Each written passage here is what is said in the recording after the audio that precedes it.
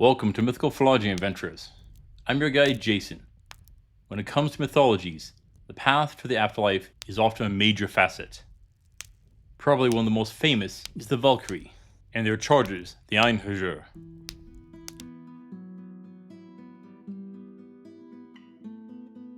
The Valkyrie come from Norse mythology and served a critical role in preparing for Ragnarok, the war of the end. And for a battle of this scale and magnitude, you don't want cowards and weaklings. No, you want the best, the strongest, the fastest, and the most cunning of warriors. This is the role which the Valkyries served.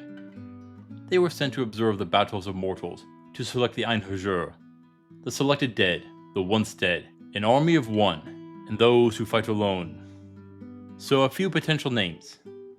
I'll get back to them in a bit, but first, back to the battle beauties. And they had a few more names, not so pretty ones. Some call them the sinister death demons, who would weave the fates of mortals using their entrails and swords and spears to work the loom. Human heads were used to weigh the entrails as they worked. And this brings up a rather interesting theory about the Valkyrie. In the early Proto-Norse mythologies, the precursor to the Valkyrie were actually thought to be a demon who would take the dead. Over the centuries, they shifted as they were more associated with Odin. With Norse mythology, the gods are generally more benevolent and positive than most other ancient myths and religions. With this shift, they began to lose their demonic traits and became more human and feminine until they could even fall in love. Another name is the warrior women on horseback, yet some speak about them riding on the back of wolves and boars. There are multiple descriptions of them flying through the air. Here, they would wear chainmail and helms, and wield spears and shields. Their armor was so brilliant that the northern lights were said to be the light reflecting off of them, amongst other descriptions. They are also said to have feathered cloaks, which has given them the name of swan maidens, and with such cloaks, they can shapeshift into a swan. Yet, they are often seen being accompanied by ravens, carrying birds which frequent battlefields. They are said to serve Odin directly, and he is said to call for them in several stories. Yet most of the tales speak about Valkyrie and mortals falling for each other. Many involved contrived obstacles, which results in grand wars and conflicts to resolve. Yet there is one that stands out. There are two warring kings, yet Odin had promised victory to one of them. And the Valkyrie Sigurdrifa, sometimes called Brunhilde, had fallen for one of the kings, and spared him and defied Odin's decision.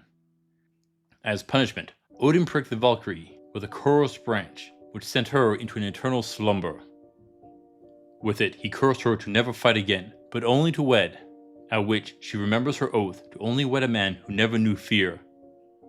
Thus she was bound to sleep. Depending on the virgin, either within a circle of flames, or wearing cursed armor which seems to be growing into her body. In time, the hero Sigurd found and freed her. While they did fall in love, things grew much more complicated and they were separated. Oh, and there were some memory wiping shenanigans.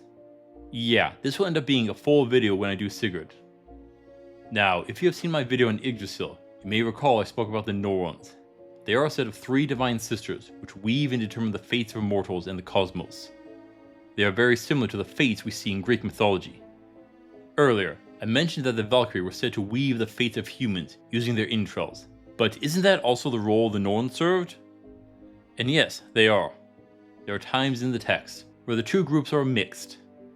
Remember, these stories weren't written over a course of a year, but over centuries. Another option is that the Norn would dictate who the Valkyrie were to select. Now, the Valkyrie are well named throughout mythology. Most of their names are tied with war and conflict, such as Skuld, for who bore a shield, Skolgol, or shaker, Gunnar, war, Hildir, battle, Gundul, wand wielder, Spear Skolgol, spear shaker, Hrist, also could be shaker, mist or cloud, and Skjold, or axe age, Pruder, or power, Lok, noise, Hrfjotr, or host fetter, Gul, for tumult, Gearhold, spear fight, Rengrid, shield truce, Radgrid, council truth, Regenleaf, power truce. Oh, and this isn't even a fourth of all the named Valkyrie. Yeah, there's a lot of them. Okay, but outside of battle, the Valkyrie had another role. And to talk about that, we need to go to the Einherjar. These mortal warriors are selected by the Valkyrie and taken to Valhalla, the Hall of Heroes. This was one of 5 places a mortal soul could go upon death. The other were Folkvangr with Freya, Helheim with Hel. The 4th was the sea goddess Ran, and the last was the burial mound. Now those brought to Valhalla weren't there to just drink mead and party. Oh, they did that too while they had time.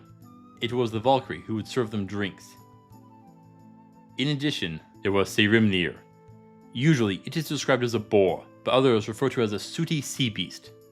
This was a great beast which was slain nightly and served up by the chef of the gods, Andhrimnir.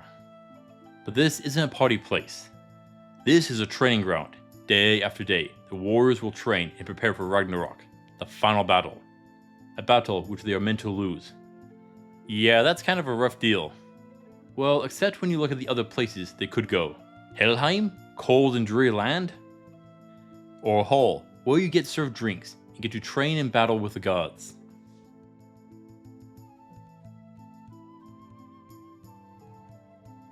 So, can you beat a Valkyrie and Einherjar in battle? Let's start with the ladies here. Take a look back at their names. The warrior women on horseback, the sinister death demons. They are well known for their skills in battle. But we know their equipment. First up, they can fly, and are on horseback. So we could assume that they either have flying or winged horses. Thus, while you will often see more modern art showing them riding Pegasus. That right there is going to make things difficult. And we know that they wear chainmail and helmets. That's a pretty good defense. Often they also have shields. So at the most basic level, they are on par with your standard soldier. But these are divine creatures, often called angels of battle or demons of death. Throw in training with Odin, and I would say we are looking at something at the bare minimum equal to a high tier adventurer. Now there are examples of mortals matching them, but those are mostly heroes themselves, like Sigurd. So what can we do against them? Well, the first thing we know is that they have armor. Usually it is mentioned to be chainmail, but in the story of Sigurd, she was mentioned having plate armor on. Chainmail is best handled with piercing weapons like spears and arrows. The latter one is going to be useful while they are airborne.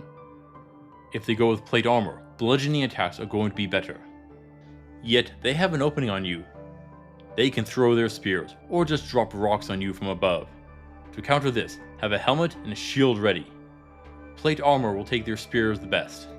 I can't attest if they have any particular forms of magic to be ready for.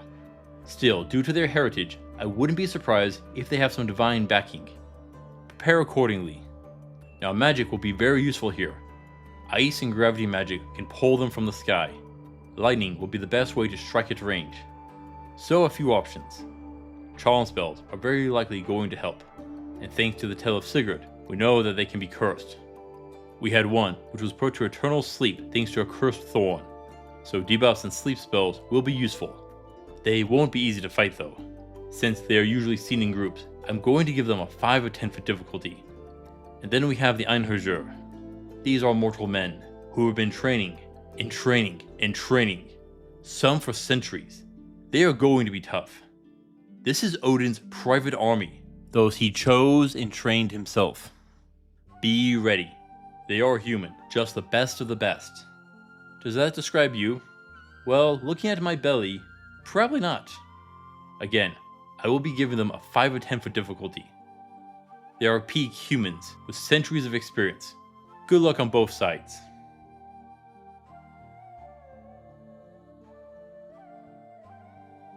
If you can defeat a Valkyrie, you could take their armor, weapons, and steed. All of them useful, but there is a chance that you could marry the Valkyrie. Depending on the tale, some will continue to fight, while others will agree to stay at home. So, some variations, but you could make it work. And there are plenty of examples of people who did, and just as many who didn't. As for the Einherjar, again, you could take their weapons if you win. But it is more likely that you would join them. Well, you are welcome to a nightly feast and served mead by the Valkyrie. That might be worth it to you. Just remember, you'll be required to fight and train daily for the rest of eternity. Train hard and party hard forever. Well, until Ragnarok, where you will need to fight. But what else would you be doing during the end of the world? The Valkyrie and Einherjar are an important role to Norse mythology.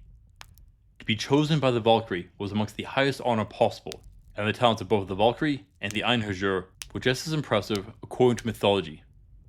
Thank you for watching, adventurers. Please return next time. Until then, I'll see you on the roads.